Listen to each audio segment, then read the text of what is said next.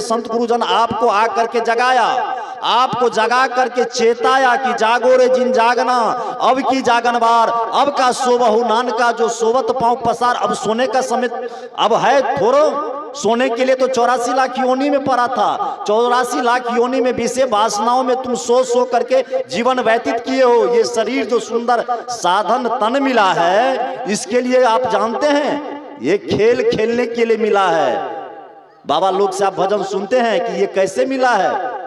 बाबा लोग गाते थे कि 84 के धार से किनार लागल नैया, चढ़बा त चरला है सजनिया, फिर न छे एबैया। ये मनुष्य तन दोबारा आपको नहीं मिलेगा। किसी संत ने स्पष्ट कहा कि फिर ये आपको नहीं मिलेगा, इसीलिए संभल जा भंवर में है नैया, हावे के झोंके पे चलता हमेशा, ए जुल्मी मानव जुलुम करना छोड़ो, और सदगुरु शरण में दिल अपना जोड़ो। महामंत्र का उच्चारण करते हैं ना, सदगुरु शरणम सब दुखहरणम। कबीर दर्शन में एक ही शब्द ऐसा है कि एक शब्द से सब दोष का निवारण होता है, सारे दुखों का इलाज होता है। सदगुरु शरणम सब दुख हरणम। सदगुरु के शरण में जाने से और सदगुरु का महामंत्र जपने से सब दुख का निवारण होता है। सब दुख का मतलब समझते हैं, आवागमन से मुक्त होना, मिट जाना।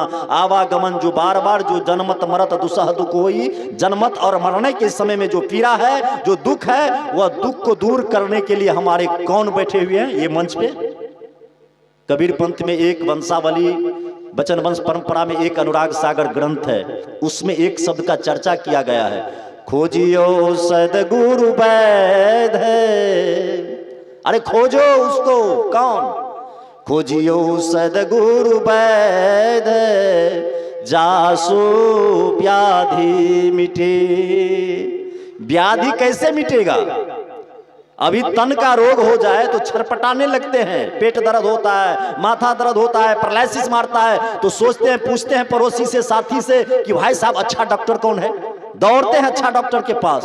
अच्छा डॉक्टर के पास जाते हैं, वहां टेस्ट होता है, तमाम तरह का टेस्ट होकर के डॉक्टर जो है 1 घंटा 2 घंटा 24 घंटा में कंट्रोल करता है ये शरीर जो है संतुलन बिगड़ने के बाद डॉक्टर के पास जाते हैं तो स्वस्थ हो जाता है। लेकिन शरीर के अंदर में जो मन बैठा है, जिसके मन के बारे में हमारे साहब लोग कहते हैं, यही मन चंचल, यही मन चोर, यही मन किन कया की थोर। ये मन जो मतवाला है, मन जो हाथी है, मन जो गज है, ये मन। एक आदमी ने कहा कि बाबा बहुत बढ़िया लगे छे सत्संग, मन तो हमरो हैया।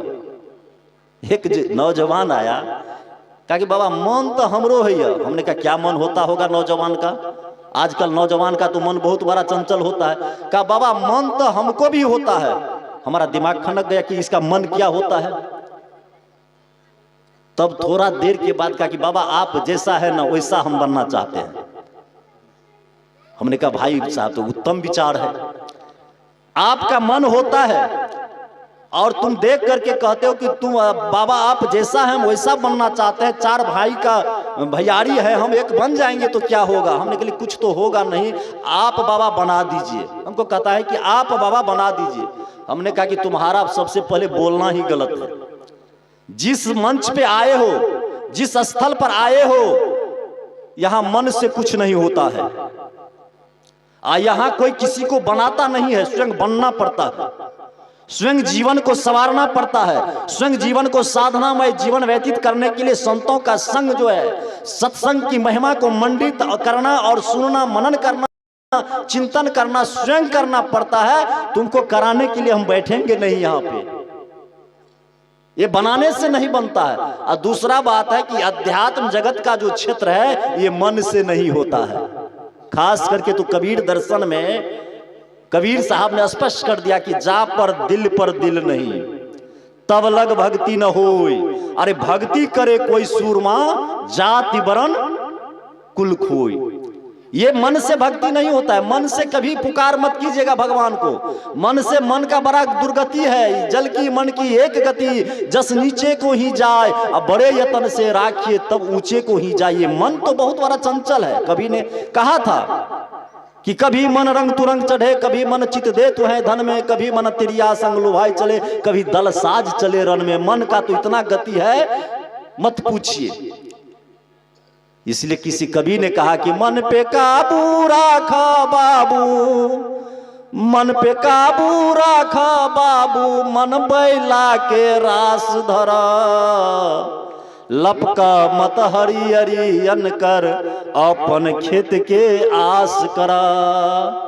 सोचते हैं बाबा ब्रह्मचारी है, इनके दर्शन से इनके जो है आशीर्वाद से हम भी सतलोक चले जाएंगे स्वर्ग। सावधान रहिएगा, ये कलयुग है। कलयुग में स्वयं आपको कर्म करना पड़ेगा। गीत नहीं गाते हैं आप लोग, अपन अपन गेठरी संहारी चलू हे दीदी सब, वहां नहीं छे पैंच उधार हे।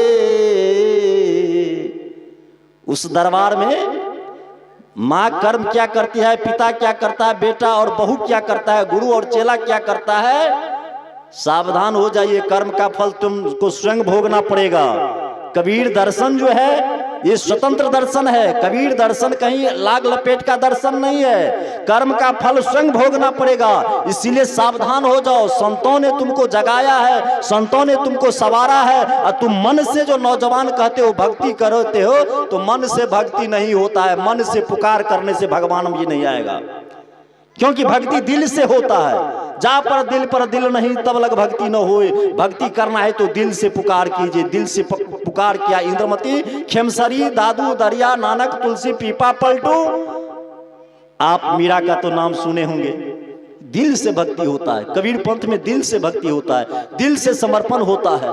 इसीलिए आप लोग सचेत होकर के अगर कबीर को दर्शन को ढूंढना चाहते हैं, कबीर साहब को अपनाना चाहते हैं, और हमारे साहब ने स्पष्ट किया, जिस तरह से तन का रोग मिटाने के लिए डॉक्टर आते हैं, ठीक उसी तरह से मन का रोग मिटाने के लिए हमारे गुरुदेव बैठे हुए हैं।